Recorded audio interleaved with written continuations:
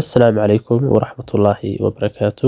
Marka la soo dhawaado dhalinyaro, muuqaaladeena ayaan sii wadan doonaa ku saabsan Google AdSense iyo sida loo dhamaystirto.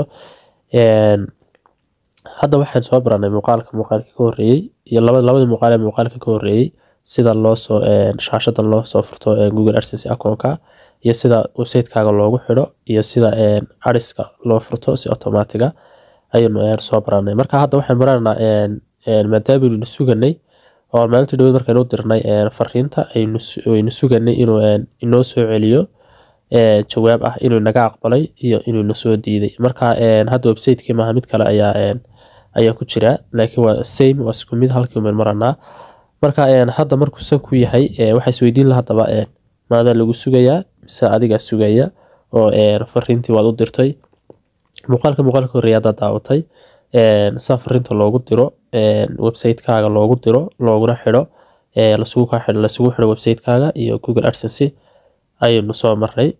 Hadda kan waxaynu samayn doonaa insha Allah markaad aragto calaamadda cas oo meeshan saaran waxay ka dhigan tahay in adiga lagu sugayo oo waliba wax lagu soo diiday ay ka dhigan tahay. Markaasi mar walba si aad ula socoto horta in adiga lagu sugayo iyo in aan lagu sugaynin waxaan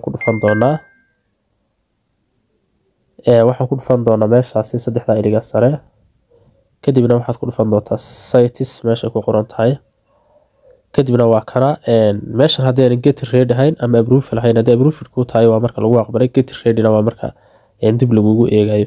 Marka hadda need attention bulow waxbaynu saxana marka insha Allah waxaad ku dhufanaysaa marka soo kale kuu soo saaro wayna la soo diiday ama waxba khaldan. Okay, marka waxaad ku dhufan doontaa meesha ku qoran tahay website-kaaga magaciisa ayaad ku dhufan doontaa. Kadib waa kana shaashadan aniga ii soo saaray. Shaashadan waxa weeye wuxuu igu yiri we found some policy valuations. Marka cilad ayaa jirta buu yiri waxyaalo lagu soo diiday baa jirta website-kaaga wala soo diiday. Marka macnaha waxa sameeynaa markaasi waxyaalo lagu soo diiday low volume content hadaad aragtid waxa weeye xagga website-kaaga ay cilad ka jirta gaar ahaan postiyada iyo waxyaalaha la hilmaano gudaha website-kaaga. Marka wuxuu yiri minimum content requirements. Marka macnaha wuxuu yiri iska hubi in ay jiraan postiyada inay ka yar yihiin 20 iyo in kaleeto. Marka waxaad tagi doontaa website-kaaga kadibna waxaad geli doontaa qaybtiisa postiyada iyo waxaasi tusaale haddii aan nimaado xagga website-keena oo aad doonayso wax ka bedesho waxaad eegaysaa postiyadaadu inay ka yar yihiin inay ka badan yihiin inay ka badan yihiin 20 ilaa 25 waa good way. 25 wixii ka sareeyana waa si fiican tahay. Marka posts baad ku soo dhufan ugu horeyn kadibna waxaad eegi doontaa bal postiyadaadu inay ka badan yihiin hadda kan waa 30 kan maaha kan ku xidhan la soo diidaya waa mid kaleeto. Marka kan waa 30 marka waa okay xagaas waa inay postiyadu ka badnaadaan 20 ay ka badnaadaan. Kadib markuu inta aad soo xaliso waxaad sameyn doontaa soo kale waxaad hubin doontaa in postiyada ku jira website-kaaga ay unique yihiin oo inay unique yihiin saa loo hubiyo. Muuqaal hore ay soo sameynay, muuqaal labaad ayaan ka sameyn doonaa soo kale xagga markaad soo hubiso aad soo dhamayso postiyada soo hubiso aad eegto inay unique yihiin aad eegto tiradooda aad soo eegto sawirada kugu jira waxaas inay unique yihiin wax walba aad soo dhamaystirto oo aad soo eegto in qoraaladu yihiin qoraalo fiican oo tayo leh oo ilaa iyo 1000 eray gaaraya postigiiba taasi diyaar ayaa tahay ka dhigan tahay. Marka waxaad ku dhufanaysaa si aad warbixinta dib ugu celiso marka inta soo dhamayso tigta saar doontaa calaamaddaasi kadibna waxaad ku dhufan doontaa request review.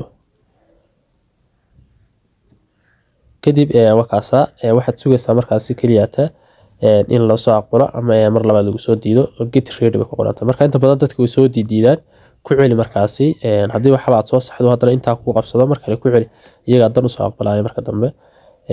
Marka waxyaalaha loo baahan yahay soo kale iska hubisan waxa fiican contact us-ka ama privacy policy-ga pages-ka dhan dhamaantood waa inay yihiin kuwa diyaara kuwaasina sheegayana waa kuwana about-ka wali si fiican qacantaada ugu qoro oo si wanaagsan kugu qornaado.